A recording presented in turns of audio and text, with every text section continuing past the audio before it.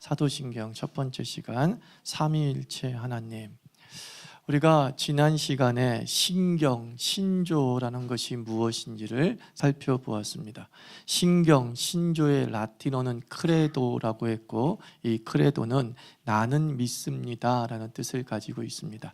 그러니까 신경, 신조는 나는 믿습니다 또는 내가 믿고 있는 바, 무엇을 믿느냐를 요약한 것이라고 생각하시면 됩니다. 또한 신경은 한 사람만의 고백이 아니라라고 했습니다. 신경은 간증이 아니라고 했습니다. 내가 체험한 하나님을 고백하는 것이 신앙 고백이 아니라 우리가 체험한 하나님을 고백하는 것이 신앙 고백이라고 했습니다. 동일한 믿음, 동일한 믿음의 내용을 우리가 고백하는 것을 신경, 신조라고 말씀을 드렸습니다. 사도신경의 구조는 세 부분으로 나눌 수 있습니다. 우리 한번 세번역 성경으로 사도신경을 한번 보도록 하겠습니다. 사도신경의 첫 부분은 이렇게 시작합니다. 나는 전능하신 하나님 아버지 천지의 창조주를 믿습니다. 이게 첫 번째 단락입니다.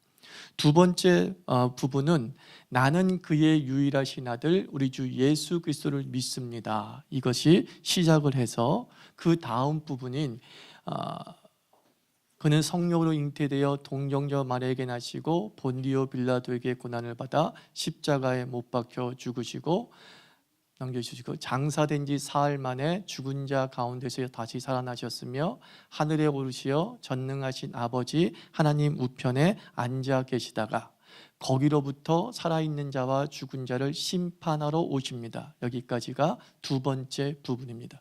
세 번째 부분은 나는 성령을 믿으며 거룩한 공교회와 성도의 교제와 죄를 용서받는 것과 몸의 부활과 영생을 믿습니다. 아멘. 이것이 세 단락으로 구성되어 있는 사도신경의 내용입니다. 앞으로 여러분들은 옛날 사도신경 번역본을 외우고 계셨는데 앞으로는 이게 한 10여 년 전부터 번역된 건데 새 번역으로 외워주시기를 바랍니다. 그리고 이 새 번역으로 외워진 이 부분을 도전 골든벨 할 때에 문제가 나오게 될 것입니다. 하여튼 이 사도신경의 구조는 세 부분으로 나눠져 있죠. 사도신경의 첫 부분은 성부 하나님에 대한 믿음이고 사도신경 두 번째 부분은 성자 하나님에 대한 믿음이며 사도신경 세 번째 부분은 성령 하나님에 대한 믿음을 서술하고 있습니다. 한마디로 기독교는 누구를 믿는다는 거예요? 하나님을 믿는다는 거죠. 이 하나님이라는 단어는 신에 대한 우리의 우리말 번역입니다. 하늘에 계신 분이라고 해서 우리는 하늘님 또는 하느님으로 번역했습니다. 또는 오직 한 분이라는 뜻으로 하나님으로 번역되기도 했습니다. 그럼 이 하나님으로 번역된 성경의 단어가 뭐냐면 엘이라는 단어가 하나님으로 번역이 된 겁니다. 엘이라는 단어가. 천주교나 개신교는 그 엘이라는 단어를 하나님이라고 번역하고 또는 하느님이라고 번역했다는 것입니다. 천주교가 하느님이라고 번역한 것은 하늘에 계신 분이라는 뜻을 단어적으로 표현하고 있는 거예요. 그래서 하늘님인데 거기서 리을 탈락으로 하느님이 되는 것이죠. 캐톨릭을 우리말로 번역한 것을 천주교라고 하지 않습니까? 천자가 하늘 천자에 주인 주자란 말이에요. 하늘에 계신 분을 믿는다. 그래서 카톨릭을 우리 한자어로 천주교로 번역해 놓은 것이죠. 반면에 우리 개신교는 성경에 나와 있는 그 엘이라는 단어, 즉 하나님이라는 단어를 하나님으로 번역을 했습니다. 하나님으로 번역한 그 하나님은 어떤 하나님이신가? 삼위일체 하나님이시다라는 겁니다. 즉 기독교는 정확하게 하나님을 믿는 것이 아니라 삼위일체 하나님을 믿습니다. 삼위일체 하나님이란 무엇인가? 삼위일체 하나님에 대해서 교리문답서는 이렇게 정의해 두었습니다. 하나님은 한 인격이며 삼위, 즉 성부, 성자, 성령 하나님으로 계신다. 이게 삼위일체예요. 하나님은 한 인격으로 계시며 삼위, 즉 성부 하나님, 성자 하나님, 성령 하나님으로 계신다. 이게 삼위일체의 개념적 설명입니다. 이것은 삼신론과 전혀 다릅니다. 삼신론이라는 건 무엇입니까? 서로 다른 세 인격이 존재하는 거죠. 즉 세 명의 서로 다른 신을 있다고 말하는 게 삼신론이에요. 쉽게 말해서 성부 하나님이라는 하나의 인격, 성자 하나님이라는 하나의 인격, 성령 하나님이라는 하나의 인격, 다 신이라는 거죠. 그래서 우리는 세 명의 신을 믿는 것을 삼신론이라고 합니다. 삼위일체는 삼신론이 아니죠. 수학 공식으로 표현하자면 1 더하기 1 더하기 1은 몇입니까? 3입니다. 이게 삼신론이에요. 삼위일체는 뭐냐? 1 더하기 1 더하기 1을 했는데 뭐가 나와요? 1이 나오는 거예요. 이게 삼위일체의 신론입니다. 삼위일체 하나님이라는 단어가 성경에 있는가? 사실 삼위일체라는 단어는 성경에 전혀 없습니다. 삼위일체 하나님을 깨닫게 된 배경이 있는데 성경은 오직 하나님은 한 분이라고 말씀하고 있습니다. 신명기 6장 4절을 한번 찾아보십시오. 신명기 6장 4절에 이렇게 말씀합니다. 이스라엘아 들으라, 우리 하나님 여호와는 오직 유일한 여호와이시니 라고 말씀하고 있어요. 여기서 유일하신이라는 단어는 히브리어로 에하드라고 하는데 이게 수의 개념으로서 하나를 의미하고 있습니다. 한 개를 뜻하는 단어가 에하드라는 거예요.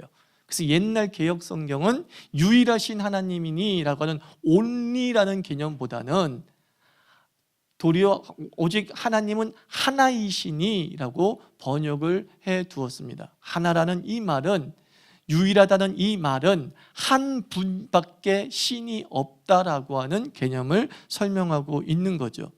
그런데 신약을 넘어와서, 즉 예수님의 시대를 넘어와서 예수님께서는 자기 자신을 하나님의 아들이라고 하셨습니다. 사실 하나님의 아들이라는 것은 신이라는 뜻을 가지고 있는 거예요. 심지어 요한복음 1장 1절과 2절에서 뭐라고 말씀하셨습니까? 우리 함께 읽어보도록 합니다. 시작.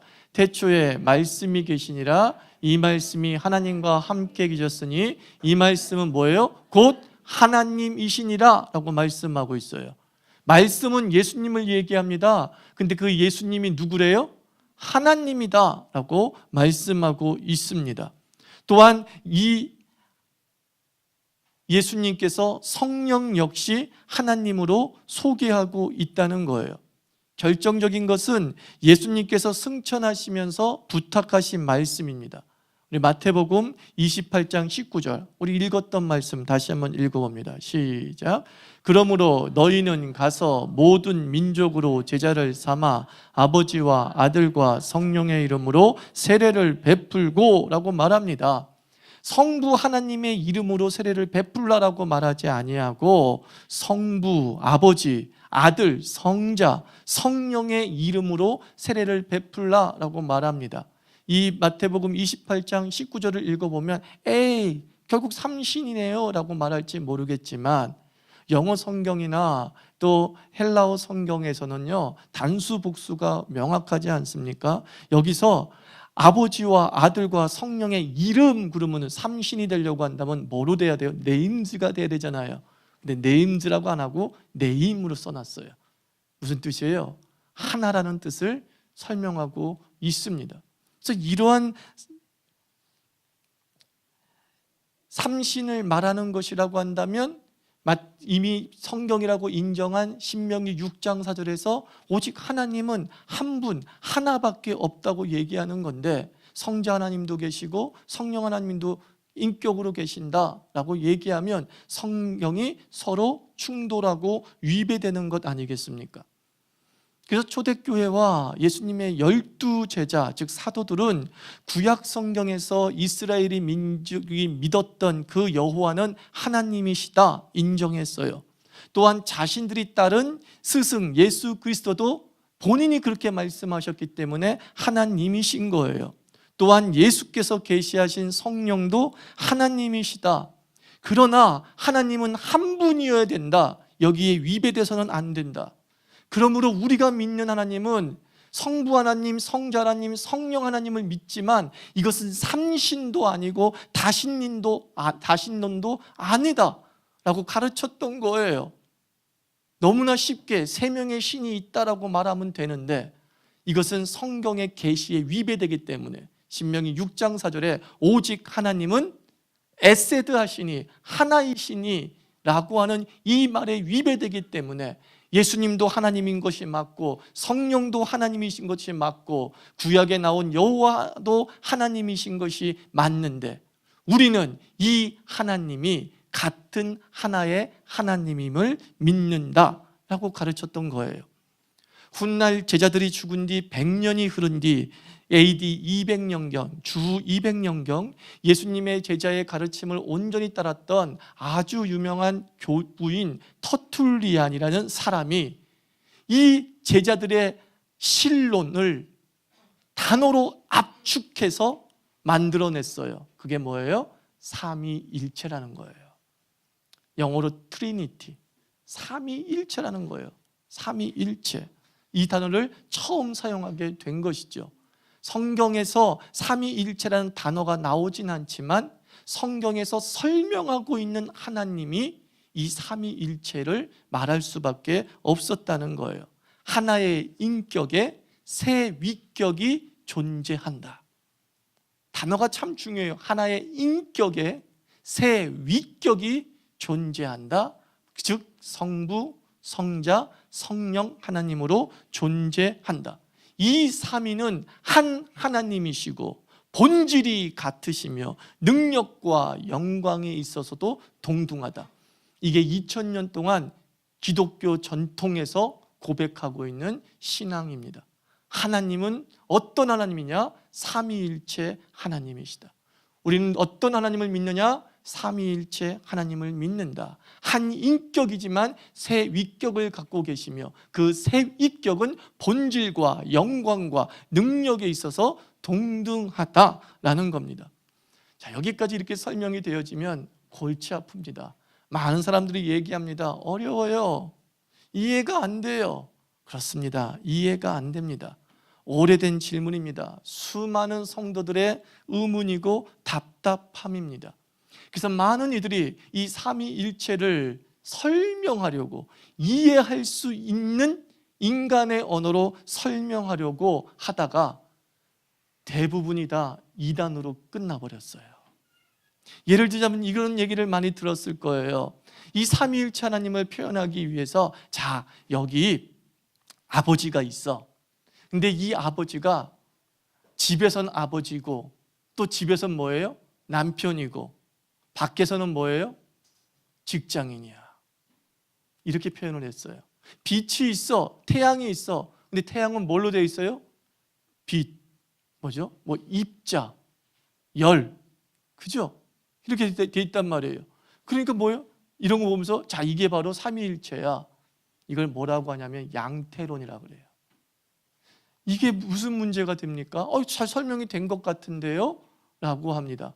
그러면 뭐가 문제가 되냐면은 하나님의 예수 그리스도의 인성이 부인되어져요. 인성이. 그렇게 예수님은 하나님이시지만 하나님처럼 보였던 것뿐이다 라고 하는 가연설로도 흐를 수 있기 때문에 그래요. 그래서 이 설명은 이단이에요. 어느 교회 가서 이런 설명을 삼위일체를 설명하면 그 사람은 기독교 전통에 서 있지 못한 사람이고 아니면 공부 못한 무식한 목사일 수 있어요. 이건 설명이 아니에요. 이단이 되어버렸어요. 또 하나 이단은 이거예요. 종속론을 얘기합니다. 서열론을 얘기합니다. 당시 그리스 신들은 서열이 있었어요. 제일 위에 제우스가 있고 그 밑에 뭐 아들들의 신이 있고 여러 신들이 존재하잖아요. 성부 하나님이 최고의 신이고 성자가 그 다음이고 성령이 그 다음이다, 이런 식으로 설명하기도 했어요. 다 이단이에요. 지금까지 삼위일체를 우리가 이해할 수 있고 그리고 쉽게 납득할 수 있는 방법으로 설명한 그 어떤 것들도 사실은 삼위일체를 완전하게 설명해 주지 못하고 있어요. 그래서 그 이후로 모든 신학자들은 어떤 비유를 통해서 삼위일체를 설명하는 것을 중단했어요. 그래서 기독교 교리의 정수를 잘 요약했다고 얘기하는 하이델베르크 교리문답 25문이 400년 전, 300년 전에 쓰여진 거예요. 결국은 기독교 내에서 합의를 봤어요. 어떻게 합의를 봤느냐? 당신은 왜 삼위 곧 성부, 성자, 성령을 말합니까? 질문을 던집니다. 그 답이 무엇이냐? 왜냐하면 하나님께서 자신을 그의 말씀에서 그렇게 계시하셨기 때문입니다. 이게 중요해요. 왜 당신은 삼위 하나님을 믿습니까? 이해돼서? 왜 당신 하나님은 삼위 하나님을 믿습니까? 납득이 돼서? 왜 당신은 그 삼위 하나님을 믿습니까? 논리적이기로 맞기 때문에? 아니더라. 우리 기독교 역사 속에서 그 삼위 하나님을 우리가 믿게 된 것을 보니까 하나님이 그렇게 계시하셨기 때문이다. 하나님께서 알려주셨기 때문이고 우리는 알려주신 만큼 알 뿐이고 이해할 뿐이라는 거예요. 이 얘기 많이 들었죠? 기독교는 계시의 종교이다. 계시, 보여주다, 드러내다 라는 것이에요. 우리는 구도의 종교가 아니에요. 구도는 무엇입니까? 우리가 신을 찾아가고 알아가는 거예요. 그러나 기독교는 그 구도의 개념을 배격을 합니다. 이때까지 우리의 삶의 역사에서 하나님이 자기를 계시하지 않는 한 누구도 하나님에게 도달할 수 없다라는 거예요. 하나님이 자기를 보여주지 않는 한 누구도 하나님을 볼 수 없다. 하나님이 우리에게 그 자신을 믿게 하시지 않는 한 우리는 누구도 그 하나님을 믿을 수 없다. 이게 계시예요. 이게 계시예요. 다른 말로 해서 여러분에게는 그런 기적이 일어났다는 거예요. 이해되지 않습니다. 이해하려고 애써도 이해되진 않습니다. 근데 믿어져요? 믿어요? 믿는다고 고백을 해요. 여러분 삶 속에서 하나님의 계시가 역사했다는 뜻입니다. 주께서 알려주시고 주께서 여러분의 심령 속에 조명하시고 보여주셨기 때문에 이해는 안 되는데 설명할 수는 없는데 인정이 되는 거예요. 믿음은 뭐라 그랬죠? 인정하는 거라고 했죠. 인정이 되는 거예요. 아, 그래요. 수용이 되는 겁니다. 받아들여지는 겁니다. 이게 놀라운 기적이에요. 신앙 고백은 이성의 작용이 아니라 하늘의 작용인 이유가 여기에 있는 거예요. 우리가 신경들을 고백하면서 이렇게 믿습니다 라고 말하는 것이 여러분의 의지적 작용과 이성의 결정이 아니라 하나님의 놀라운 기적이 우리 심령 속에 역사했다는 증거가 신앙 고백 속에 남겨져 있는 거예요. 다 설명되고 온전히 이해된다면 하나님일 수 없습니다. 그래서 삼위일체 하나님은 신비라고 하지 않습니까? 신비가 뭐예요? 설명할 수 없고 이해하기 힘든 영역. 그 신비가 사실은 하나님을 하나님 되게 하는 거예요. 우리 인간이 하나님을 완전히 설명할 수 있고 우리 인간이 그 신을 완전히 이해할 수 있다고 한다면 신은 인간인 거예요. 그렇죠? 신은 인간인 거예요. 우리가 출애굽기를 통해서 이름에 담긴 의미를 우리가 알지 않았습니까? 이름은 그 사람의 정체성과 그 사람의 모든 것을 알고 있다는 의미를 가지고 있다고 말씀을 드렸어요. 애굽의 모든 신들은 이름을 가지고 있었어요. 이름을 가지고 있었다는 것은 무슨 뜻이냐? 인간이 그 신을 조종할 수 있고 인간이 그 신을 이해할 수 있고 다른 말로 해서 그 신을 인간이 만들었다는 뜻이 되는 거예요. 이름을 묻는 모세에게 하나님께서 뭐라고 말씀했습니까? 왜 내 이름 묻니? 그랬어요. 사실 이름을 알려주지 않으셨어요. 나는 나다. I am who I am. 나는 스스로 있고 나는 그냥 있는 존재야. 이게 사실 하나님이 알려주신 자신의 모습이에요. 여호와 있잖아요. 여호와. 그것도 하나님의 본질과 성격을 담고 있는 이름이 아니에요. 나는 스스로 있는 자의 의미를 담고 있는 이름에 불과한 거예요. 하나님은 그 속에 죽음의 신이다. 그 속에 생명의 신이다? 그 속에 전쟁의 신이라고 하는 정의를 전혀 갖고 있지 않다는 거예요. 그러므로 여러분들, 이해할 수 없기 때문에 이게 진짜 진리인 거예요. 신비의 영역이기 때문에 우리가 도달할 수 없는 영역 속에 있는 신론이기 때문에 하나님이 하나님 되게 되는 것입니다. 그리고 그 이해할 수 없는데 믿고 있다는 이 사실이 하나님이 살아계신 증거요, 하나님께서 우리 속에 역사하신다는 또 하나의 증거가 되는 것입니다. 그리고 마침내 우리는 궁극적으로 깨달아 알게 될 겁니다. 고린도전서 13장 9절에서 12절, 우리 고린도전서 강해할 때 살펴보지 않았습니까? 함께 읽어봅니다. 시작. 우리는 부분적으로 알고 부분적으로 예언하니 온전한 것이 올 때에는 부분적으로 하던 것이 패하리라. 내가 어렸을 때는 말하는 것이 어린아이와 같고 깨닫는 것이 어린아이와 같고 생각하는 것이 어린아이와 같다가 장성한 사람이 되어서는 어린아이의 일을 버렸노라. 우리가 지금은 보는 것 같이 희미하나 그때에는 얼굴과 얼굴을 대하여 볼 것이요, 지금은 내가 부분적으로 하나 그때에는 주께서 나를 아신 것 같이 내가 온전히 알리라. 하나님의 계시를 가장 많이 통달했다고 말할 수 있는 사도 바울처럼 이렇게 얘기합니다. 우리는 아직 부분적으로 알고 있다라는 거예요. 예수 그리스도의 구속사적 계시를 온전하게 설명하고 있는 그 바울이 아직도 얘기합니다. 하나님에 대해서 우리는 부분적으로 알고 있다. 거울을 보는 것 같이 희미하다. 당시의 거울은 청동 거울이었습니다. 얼굴이 일그러진 상태에서 온전하게 보이지 않습니다. 녹이라도 쓸면은 더더욱 희미하게 보입니다. 그 청동 거울에 빗대어서 얘기하는 거예요. 지금은 희미하게 보이나 우리가 궁극적으로 하나님 나라에 들어가고 그 하나님을 존전해 배우게 될 때에 하나님이구나 라는 사실을 온전하게 알고 깨닫게 되는 줄 믿습니다. 바로 그 궁극의 날에 도달하기까지, 그 궁극의 날에 도달할 수 있는 길까지 우리를 지켜주는 것이 무엇이냐? 믿게 하시는 하나님의 은혜라는 거예요. 믿게 하시는 거예요. 네가 부분적으로 이해하고 있다는 그 사실, 그 하나만을 가지고 다 본 것처럼 믿게 하시는 하나님. 마치 여러분들이 기도할 때에 마음에 확신이 들어왔는데 그 확신 하나 가지고 우리는 마치 그 기도의 내용이 다음에 펼쳐질 거라고 믿어요, 안 믿어요? 믿잖아요. 그 작은 불씨 확신 하나 가지고 기도할 때 걔 가슴 속에 확 밀고 들어온 그 뜨거움 하나를 가지고 내일 이 기도대로 되네, 모레 이 기도대로 될 거야 라고 말하는 것과 똑같다는 것입니다. 믿는다는 것은 장차 일어날 일들에 대한 보증수표가 되는 거예요.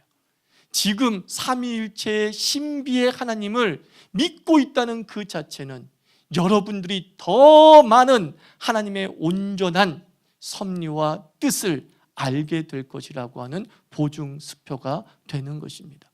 그래서 믿는다는 게 얼마나 기적임을 우리가 아는 거죠. 오죽했으면 안셀무스라는, 즉 어거스틴의 스승이었던, 모니카의 목회자였던 안셀스무스가 이런 말을 했습니다. 우리는 믿어서 이해하는 것이, 이해돼서 믿는 것이 아니라 믿어서 이해되는 것이다 그랬어요. 이해돼서 믿으려고 하면 믿을 게 거의 없어요. 그렇지 않습니까? 거의 없어요. 내 가족조차 못 믿겠어. 걔를 이해하기 시작하니까. 걔를 아니까 도저히 못 믿어. 그렇지 않나요? 사람을 알면 알수록, 사람을 이해하면 이해할수록 믿지 못합니다. 신뢰 못합니다. 그런데 그 사람을 온전히 믿어주기 시작할 때 비로소 그 사람 속에 숨겨진 그 사람의 심성들이 이해되는 거예요. 그럴 만한 이유가 있었구나 라고 하면서 이해되어지고 깨달아지는 것과 마찬가지라는 것입니다. 이해돼서 믿는 것이 아니라 믿음으로 이해되는 이 놀라운 종교의 역설, 이 신앙의 역설이 바로 나는 하나님을 믿는다, 나는 삼위일체 하나님을 믿는다고 하는 너무나 기본적인 신경 속에 담겨져 있는 의미입니다. 그러므로 정리하자면 하나님을 믿는다라는 것은 이렇게 저는 4가지로 압축해서 설명하고 싶어요. 하나님을 믿는다는 것은 첫째, 성경을 통해 계시하신 삼위일체 하나님을 믿습니다. 이 고백인 거예요. 뭐라고요? 성경을 통해 계시하신 삼위일체 하나님을 믿습니다. 이게 하나님을 믿는다는 거예요. 둘째, 하나님을 믿는다는 것은 삼위일체 하나님은 유일하신 하나님이심을 믿습니다. 이게 둘째 의미예요. 하나님을 믿는다는 것은 삼위일체 그 하나님은 유일하신 하나님이라는 거예요. 다른 신은 없다라는 뜻이에요. 셋째, 제가 지금 서술로 안 하고 있습니다. 첫 번째, 두 번째, 세 번째라고 안 하고 있어요. 그냥 첫째, 둘째, 셋째라고 있어요. 되게 중요한 개념인 거예요. 서술을 쓰느냐 기술을 쓰느냐는. 둘째, 삼위일체. 셋째, 삼위일체 하나님은 우리와 영원히 관계하시는 하나님이심을 믿습니다 라는 거예요. 그렇습니다. 그 하나님은 우리 속에 당신의 은혜를 불어넣어 주셔서 당신을 믿게 하시고 당신을 알게 하시고 당신을 따르게 하잖아요. 그게 관계하시는 하나님인 거예요.